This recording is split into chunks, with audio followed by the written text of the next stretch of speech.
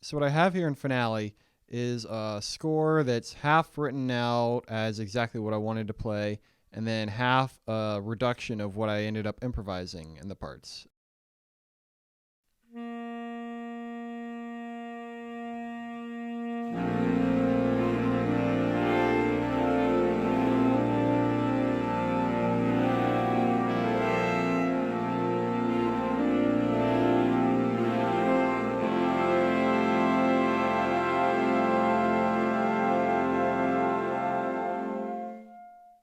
So for this introduction section, we're going to start out with one note, then gradually grow that. I think we build to 3 tenors playing this note eventually, before we get the rest of these nice bearing notes coming in, playing this sort of B-flat chord,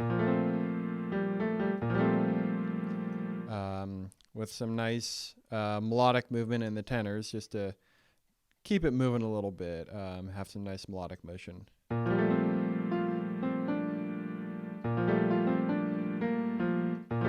So very much in a B-flat right here. Just extending this a bit, and holding that out for a long time with some nice sort of polychordal decorations in this alto part. So in the baries and the low voices, we pretty much have this B-flat major idea. And then above that, in the altos, we're going to sort of go like an F over B flat.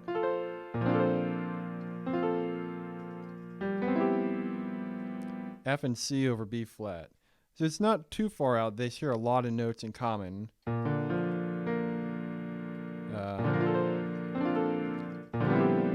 then you have that really bright sharp 15 with the B natural and that C major chord.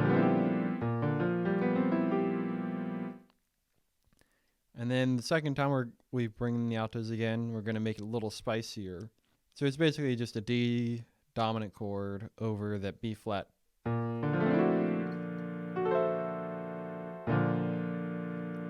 And then we're going to make it a little bit nicer and have this like, it's kind of like a C6 chord over that B flat. And then we resolve to the F major. It's kind of like a C over F, which is a really nice way to voice like a major 9 or a major 7 chord. And now that we've finally cadenced, we're going to start with a tune.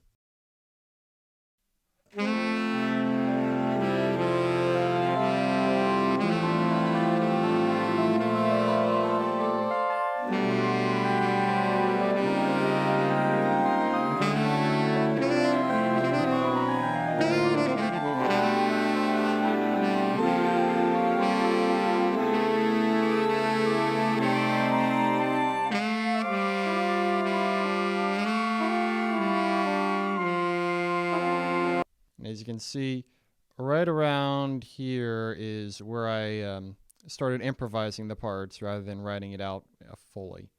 The rest of the chart from then on is completely improvised. So we're going to start out fairly simple with just, your simple F major.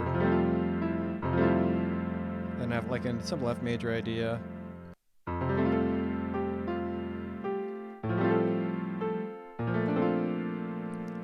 It's a nice way to sort of resolve on the 4 chord. And a nice B flat major 7. And then this is where I started trying to go into some reharmonization a little bit. So make this a G major 7 chord in first inversion so that B is in the bass. And then move that up to another bright chord with like a D flat Lydian cluster. So you have that D flat and that sharp 11 is in the melody. Then we get to these juicy chords here, which is actually when I started improvising these alto parts. I think all these parts are improvised. I started with the bass, having this downward motion, and just kind of tried to follow my ears, and then find notes that worked and try and find chords from it, and then adjust things later as I needed. it's a neat way to come up with interesting parts that you normally wouldn't write.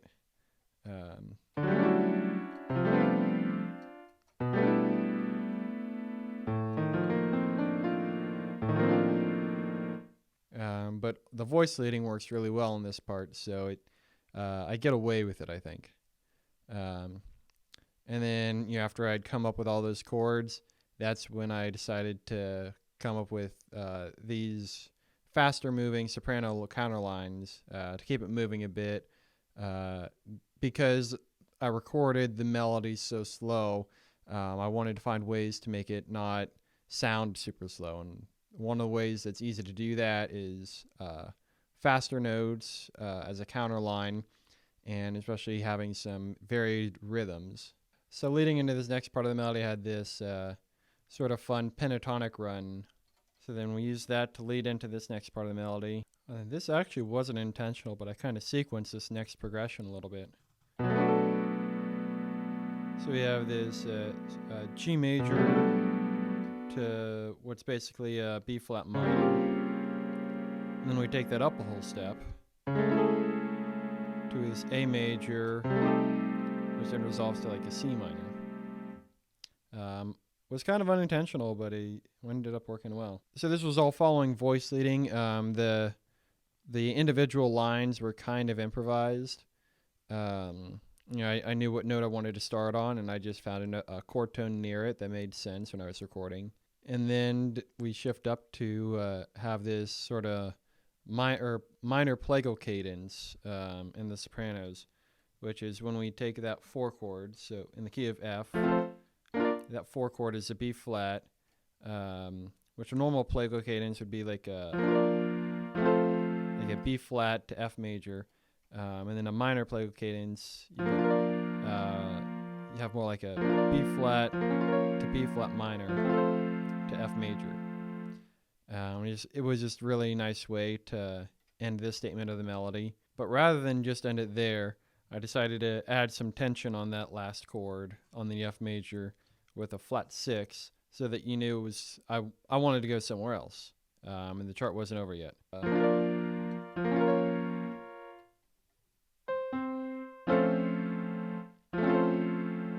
that extra F, A, C, D flat, which is a very spicy chord, very unresolved, and allowed me to hint on that we were moving on to somewhere else. Well, how are we getting somewhere else? Well, I'm glad you asked. Here I decided to use the best scale in the world, the super hyper mega ultra mega meta Lydian scale, which is the scale that Jacob Collier coined the actual name to, which is basically an ever increasing Lydian scale. So normally in a major scale you'd go 1, 2, 3, 4, 5. What he does is he sequences up a Lydian scale. So you'd have a sharp 4 rather than a natural 4, which sounded like this.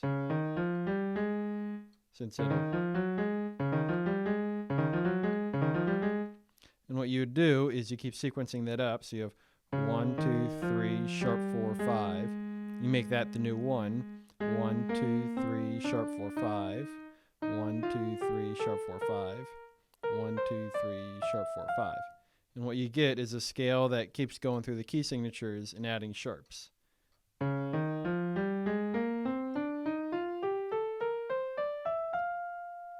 So I decided to use that scale to sort of build into this next section, and ended up resolving into a new key to the key of B flat.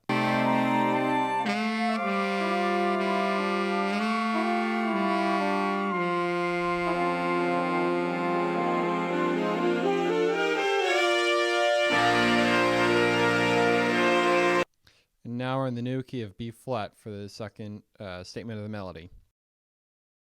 And I definitely wanted this to be like that big epic shout chorus of Moon River that I loved so much. So this statement of the melody is actually in the altos rather than sometimes I have like the melody in sopranos or the tenors. Based on where it sat in the ranges of the horns, the altos were the best choice, I thought, to really bring out the power in that. I did end up recording, I think, 2 sopranos to kind of support it a little bit, but I had 4 altos playing this melody. all in unison to really give it that power and that epicness that it needed. And just like before, the bass line was the first thing I recorded, and it took a few takes to figure out exactly what I wanted to do. And then I came up with a way I wanted to harmonize it after that, and then just followed guide tones above that.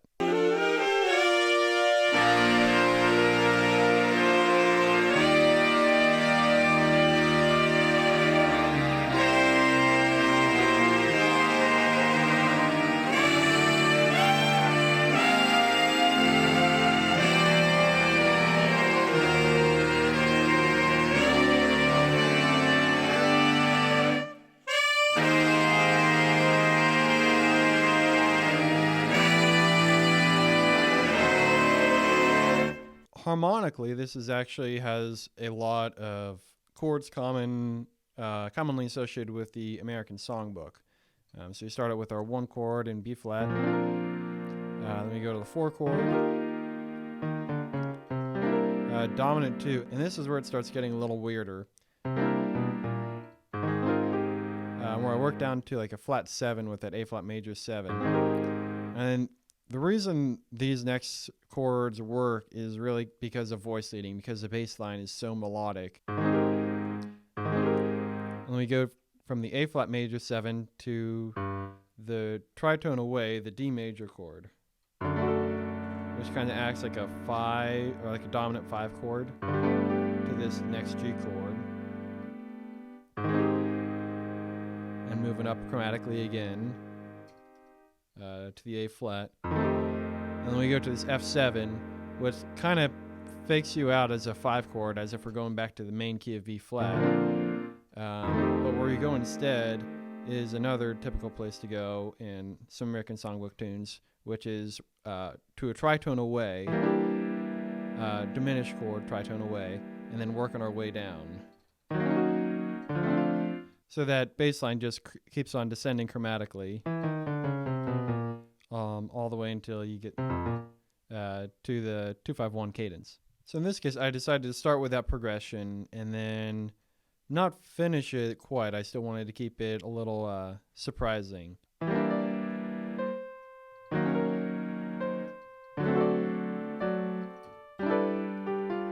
So that D7 acting as a 5 chord to go to the G, which is another fairly common chord progression to do. And then here the melody goes down to the C.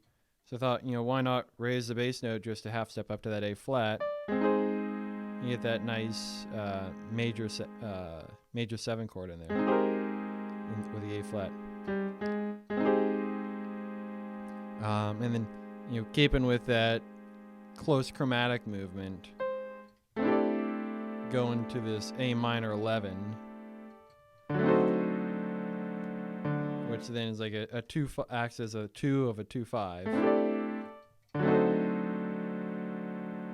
before the melody reaches this final note, the B flat. For this outro, I really wanted to take something that was something really neat that I learned from Jacob Collier's arrangement of Moon River, which was to work with this diminished scale in contrary motion. So we're going to start with this simple E flat major chord right here, and we're going to have just a bunch of voices rise and fall from those notes going through the half whole diminished scale. So, for example, where we have our lead alto line, it's going to start on a B flat. It's going to go up a half step, whole step, half step, whole step, half step, whole step, half step, whole step, until it gets to whatever note is in this chord. We might have, say a tenor start on that B flat, but go descending. So half step, whole step, half step, whole step, half step, whole step, half step, whole step. And then this barry line, which is going to start on that E flat and work its way down to the F. Half step, whole step, half step, whole step, half step, whole step, half step. Not quite completing the scale, but just working its way down until we land here, and everyone's just going to find the nearest chord tone on this. And what I ended up doing in writing this was having... I knew I wanted to have that sharp 9 on top, but I ended up having a natural 9 in one or two of the tenors by kind of by accident, but it ended up sounding pretty good, so I kept it. And then we have our super epic ending, which again I stole from the ending of Moon River. So we have this B flat just holding in the altos and maybe a few sopranos. And then we have the first entrance of some extra voices, where they just belt out as loud as they can this nice B flat major triad.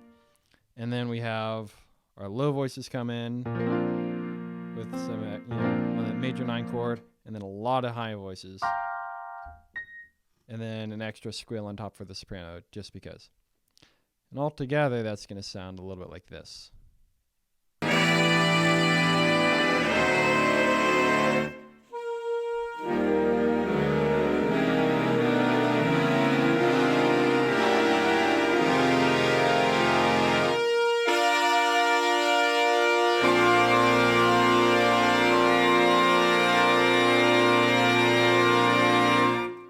So this was my 5th and most unnecessarily complex version of Mary Had a Little Lamb, which I did for a video a few weeks back. If you'd be interested in seeing an in-depth analysis of the other 4 variations, I'll be uploading a video of that exclusively on my Patreon, so make sure to check that out. I'll have the link in the description. If you enjoyed this content, make sure to like and subscribe. I put out new videos every week, much more fun stuff to come. Thanks for watching, and I'll see you in the next video.